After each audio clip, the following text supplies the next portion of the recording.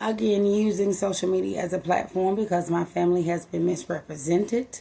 We have not received adequate assistance, and we have been set up by other people that will prefer we take the fall and the blame instead of them.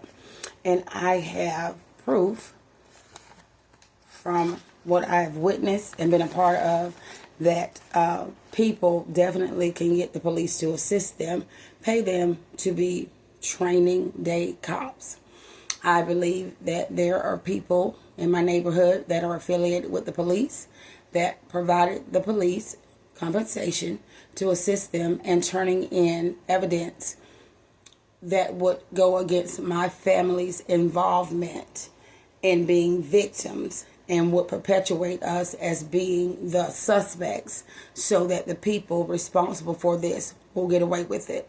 And that's where Unionville comes into play. That's where my neighbors in Greenbrier come into play. And then that's where the police come into play outside of connections of the police in my family to my blood relatives. So the first incident that I had with the police occurred in 2021. I called the police the day before Thanksgiving, 11/24/2021. There was an issue where I thought someone was trying to break in.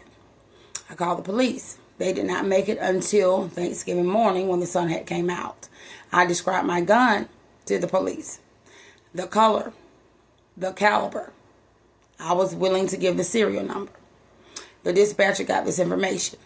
Again, the call was made before Thanksgiving. They didn't come to Thanksgiving morning.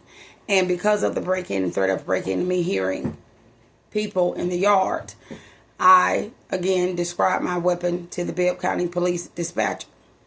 When the police officer arrived the next morning, Thanksgiving Day, 11/25/2021, Officer Johnson, badge number 2056, removed my firearm.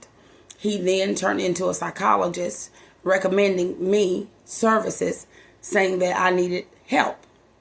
Now, I don't know the protocol for cops, regular people, but for parents protecting their children.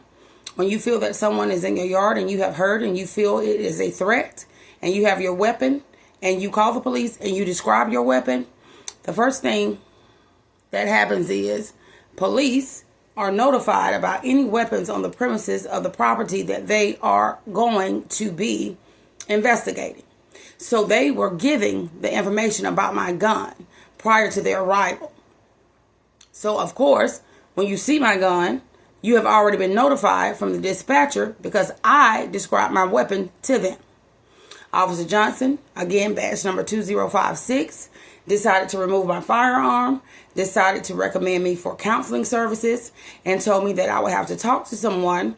I would have to have proof of talking to them before I could get my firearm back. 2 months go by. During this time, I'm going through a separation from my family. I am suffering from mental abuse, continued abuse from an aerial aircraft that had been able to have access to my brain and induce, embed conversations that would disturb my mental.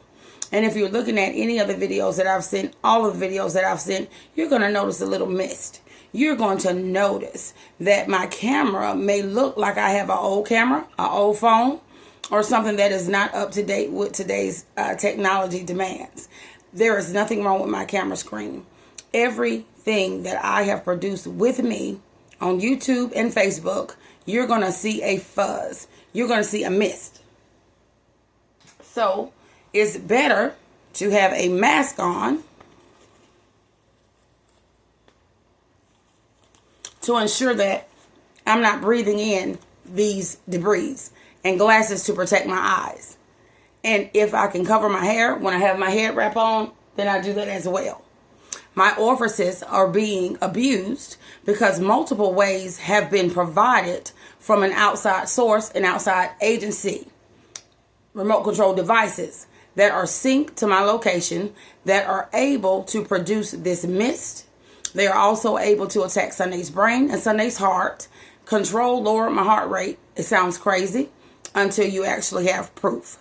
So I'm not trying to convince at this point. I am trying to ensure people that can take people's life and make it look like a natural death are not able to do that to me. And so with this being said, I've been separated from my family. I know these devices are able to harness authentic voices of persons that you know to manipulate you into believing that you are responding or reacting to what they say based off of your relational ties with these people. I've been made to believe that my husband and a lot of people had involvement in this fuckery. But I've also seen Face Off, and John Travolta and Nicolas Cage were able to swap identities. A mild procedure allowed a voice transplant to allow them the authenticity of each other's voices, where you would perceive them to be that person, but indeed they were not. They were the opposite. Now, what is bothering me is somewhat like Face Off, except I don't see the face. I can hear the voice. And the conversations that I have been forced to be a part of are fuckery. And they were, I believe, utilized to, again, sway what was going on from being the main focal point. So I don't know what evidence the police has already received, turned in regards to me and my family that was falsified, in regards to my voice with the conversations of persons. And I'm not trying to set up anyone, but the police definitely have had access to where I stayed at due to a document being falsified, due to rights being given to persons that were not due the possession of the property or ownership of the property where me and my brother grew up at. And due to their police and government ties, they could have very well had the house being recorded by them because this family member get down like that, to have some type of evidence to be able to manipulate my freedom, my ability to be able to defend myself against what's going on. So Officer Johnson, again, the first officer of Bibb County Police Department, Macon, Georgia, that I had a problem with, there's the incident card. He referred me for counseling, removed my firearm after being notified by the dispatcher that I had a firearm as I described it to that dispatcher when calling them for help for a potential break-in that I believe was happening. And so I waited. I did receive counseling. I already had medical clinicians or medical services for my whatever. And none of my doctors will tell you that I'm crazy. But yet and still, I have a police officer coming to respond to a threat of a break-in. Enough time had passed from Thanksgiving Eve to Thanksgiving morning. But because I'm there with my two young ones, before I let anybody get in that house and take me out and my children left vulnerable or harm my children in any way, I could not go to sleep. I stayed up all night because the police took that long to get there. So my gun was with me all night in the wee hours of the morning until the sun rose the next day, came out, and now the police want to show up. Remove my firearm and want to go from being a officer of the law to a psychologist or psychiatrist recommending me medical services for mental that I did not need. And then having me do these things for proof of these services being rendered before I could retrieve my firearm. Well, in February of 2022, I contacted the Bibb County Police Department. And when I was asking about my firearm, because I was wanting to make sure I went to the right place and they had everything that I needed, because I would be needing a ride at that time and it would be no hiccups, the worker could not locate my firearm. So she asked me, did I have the incident or the report information, the card that they left? And because I had this card and I was able to give her this officer's badge number, she called him on my behalf. Less than 10 minutes later, in February of 2022, after him retrieving my firearm Thanksgiving Day in 2021, less than 10 minutes later, the same officer came to my house, popped his trunk, gave me my firearm that was in a Ziploc bag, and this time it had black residue on it. The black residue was because of fingerprint dust for them dusting my firearm. Now, the problem with this is you removed my firearm from my house. You were notified from the dispatcher that I had a weapon there and why I had a weapon there, but then removed it, and this was not protocol. Because it was protocol, he should have checked it in. They should have been able to locate my firearm there without having to locate this officer who had it in his trunk, not in the evidence room, but yet when he returns it to me after Thanksgiving in February, it has black residue on it indicating that it had made it to the laboratory or the evidence room for the police department. So now you have retrieved my firearm, police officer of Bibb County, federal, non-federal. You were not supposed to remove it from the premises. You were notified from the dispatcher, still removed it, used it to get evidence off of my weapon, didn't even wipe off the fingerprint residue, because had he done that, then I wouldn't have thought anything. So now I'm thinking, if you dusted my firearm for fingerprints and you were not supposed to have it, did you also enter my firearm into the system? I don't know. But whatever you did, the system does not know if you entered my firearm in there because it was taking rightfully doing a seize, a search, a traffic stop, or if you some motherfucking bullshit ass cop that has been listening to my aunt's son-in-law, who definitely has a problem with me due to a lot of things that occurred from her individual actions against me in the past, involving over $500,000 being unaccounted for. So again, now he gives me my firearm back in February. It was in his trunk with fingerprint residue on it. And now my gun information, I believe, is in the system of Bibb County Police Department. And again, I've never been to jail, never been detained, never been arrested. And my gun was not removed from me because it was a traffic stop. And I did not have the credentials to prove that I am the rightful owner. It was removed because of biasness that has been induced in the Bibb County Police Department against Sunday because of a police officer's influence over their co-workers based off of personal relational ties and attachments to people we share in common.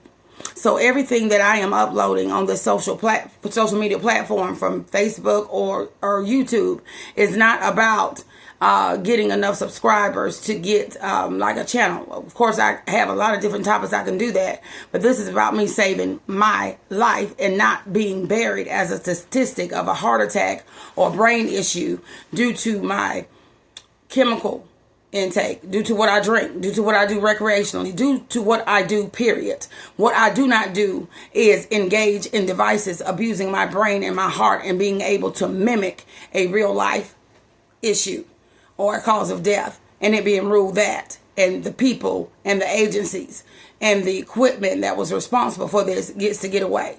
Again, that is why I'm being like this. So that was the first incident. Now, during this time, my children were visiting with my in-laws. They were supposed to come back for that Thanksgiving. For 13 days, I could not get in contact with them. Text, call, no responses. This is the day after that the police, Officer Johnson, removed my firearm from my house. That was the first time I had an attack from the aerial aircraft that I believe is an example of a governmental aerial aircraft, DARPA, that can read your thoughts, write thoughts, have access to your energy, and through the use of its weaponry can cause death. This is the first time for those 13 days after Thanksgiving where the officer from Bibb County Police Department removed my firearm and I couldn't get in touch with my children, that I was attacked where they made contact with my heart. And I was asleep and I woke up because I lost my breath. Over the course of that 13 days, that happened for 3 times. So it was almost as if whatever electronic control that has access to me knew that my children were not there, knew that my husband was not there, my firearm had been removed, and I was under the attack of a device trying to lower my heart rate and trying to cause and create a heart attack. Years later, 2024, when I had to have my breast removed from stage 3 breast cancer, this is where I got the proof of what was happening to me in 2021. The computer screen in my room read lower Sunday's heart rate, 5 heartbeats per minute. Now, I did not have my name in there, but the computer was in my hospital room. If all of the patients on that floor had experienced that and had went through what I went through, then it would have been breaching the system. Somebody hacked into the system, and then all the patients would have had the same symptoms. So what was on the computer in my hospital bed room was lower heart rate, 5 heartbeats per minute. Less than 10 seconds, I'm turning around, my aunt is in there. And I was like, you got to call the nurse. You got to call the nurse. I couldn't breathe. I was losing oxygen. I fell out. When I woke up, they were wiping up my tinkle, okay? Had oxygen lines up under my nose to breathe because I had a mini seizure. They cold blued me, okay? I'm telling my aunt to look at the screen as I'm seeing this on the computer, and she's recording it. So at the same time, her blood pressure rose to 200 over something, and she had to be admitted into the emergency room, okay? So I didn't have a heart attack, but I definitely lost oxygen. I fell out. I went into cold blue, and I had a mini seizure from reading what was on my computer screen. And because the nurse, the tech, the doctors, the staff, all utilized their smartphones when dealing with me, which was different from the last time I was in there when I birthed my twins, where everybody was using the computer in the room. So because of devices being hacked, because of the run-in with the aerial aircraft, that has done a lot of different things for me to know that they have access and the ability to hack into Wi-Fi that you're on by being able to locate me from however they communicated with my brain for me to be a spot on their CPU system, that they know where I'm at. They know how to hack Wi-Fi. And when they hack the Wi-Fi where I am, they are able to manipulate the device where I am. And I have seen this in my home when my children were there. Well, how the TV would do different things. How I was not able to get on Wi-Fi. How I was locked out. How I had to log back in. How I was disconnected and reconnected. So because of those things that have happened to me in the past, every staff member at the hospital, when I was having my breast removed, every staff member was using their smartphones. Nobody was using the computer. So it irked me so bad that I had to turn it off. When I finally figured out how to turn it off, that's what came up on the screen. When I read that, cold blue, mini seizure, oxygen mask when I wake up, and my aunt is being admitted into the emergency room because her heart blood pressure rose. Okay? So, again, DARPA is used to read the mind. Sensors are in the brain. Okay? So if this is attached to a command, if this is attached to my brain, to put things in my brain, and it can read my thoughts, and I'm saying this and it's in sync with my energy, that's not going to make it happen. If it has access to my brain and my energy, then it can lower my heart rate, and it can put this in its system and execute it as if I'm just a research paper or something. But it was my heart. And again, these type of devices like DARPA can kill people on the battlefield. Hospital bed is not the battlefield. But obviously, these people, this agency, government, whatever you have it, wants to be able to affect Sunday's heart rate and brain to the point of stopping me, and that's not what's going to happen. So they can also injure or incapacitate people, cause pain, nausea, permanent hearing loss, because they do use like acoustic sonic sounds, can cause internal bleeding, and they can also cause death. Military and law enforcement, again, use these devices. Okay, Havana is another example of this.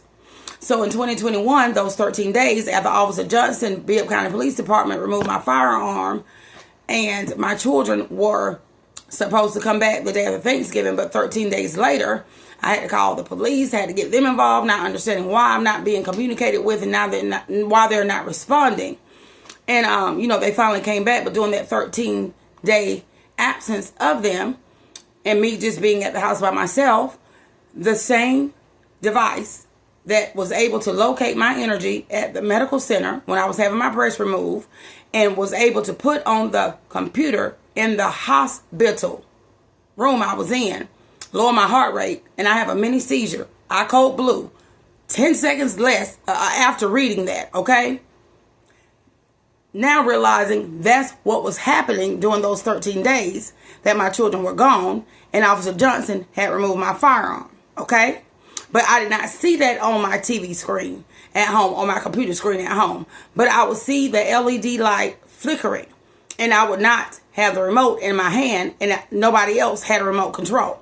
So it was just by the grace of the Creator allowing me that revelation to be able to see that, to know that that's what was going on with my heart at home those 13 days in 2021, which makes me think that the police know way more than they're letting on. So that was Officer Johnson, Thanksgiving of 2021. Okay.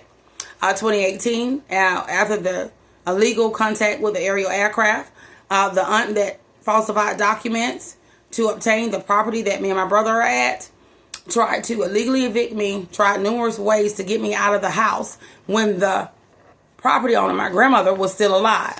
But she was invoking a power of attorney document that was falsified from 2015. And so, again, her past behavior with having the police bothering me for illegal evictions lets me know that the police are definitely willing to do favors for her that have not been assigned or dispatched in the appropriate manner for the police to conduct in. And so, with that being said, her son-in-law works on the Bibb County Police Department. I've never met Officer Johnson. So for him to remove my firearm, for him to refer me to have counseling, and then for him to keep my firearm after he takes it into the precinct, dusts it for fingerprints, does whatever else with my gun information by entering into the system, kept my firearm in his trunk until February. Did not request documentation for the counseling that he said that I needed or any of that. But why would he go against protocol when he has never met me? So there's obviously a voice. There's obviously been a conversation with Sunday in the Bibb County Police Department that did not involve her being illegal, her being a repeated felon, her being a problem with the law. But the problem that the law is allowing to manifest within the Bibb County Department because of personal relational ties with people we have in common has infiltrated down to the Bibb County Police Department, and the people that come to my residence when I call them do stupid shit like what Officer Johnson is doing. Okay? All right. So now we have that incident. Then I get attacked by the so-called property owner, the one that falsified documents. Okay? I call the police over there. This time. Last time she attacked me, wanted to provoke me in 2018, I did not respond. I removed myself and I checked myself in behavioral mental health because I was not going to disrespect my elder and hit her back. I didn't know what was going on. But I believe she knew that the police were listening and she was trying to provoke me to knock her out, hit her back, and they were going to have me arrested because she stole the property, and that was an easier way for her to get me out of the house instead of just being straight up. Because you can't be straight up when you steal the property. You have to come up with something. That's why I have this from Officer Reed in 2018, because they were serving the stalking order for her attacking me and me not responding back. Now, in 2022, this relative that falsified documents, that has affiliation with the police department, okay, and I believe had them listening to the property because of that, attacked me again. I'm not going to go through this again because that whole week, the first time she did this in 2018, it was about 3 different times, back to back. I'm not going to do this. So I called the police, okay? Officer Chris is his name. He was called August 15th of 2022. Because of the time of day, he asked me that I want to press charges after seeing marks on the back of my arm, on my neck, where blood was drawn. And he saw marks on me that I didn't see. But by seeing the marks on the back of my arm, he knew that I was not the aggressor. I was walking away and she was attacking. The time of the day, he would have to go to the office and write up the warrant for the arrest. Okay? And it would be issued the next morning. Now, on open search records, the information that I received is that on August the 16th, instead of a warrant being served, he phoned this person whose son-in-law is the police. And she didn't answer the phone. And he left a message. And he will do a follow-up. He took pictures of the marks of the abuse from this relative on me. It was notified. And I believe because her son-in-law is at the Bibb County Police Department, that when that officer made it down there, some way, somehow, it was conversated to not issue an arrest warrant for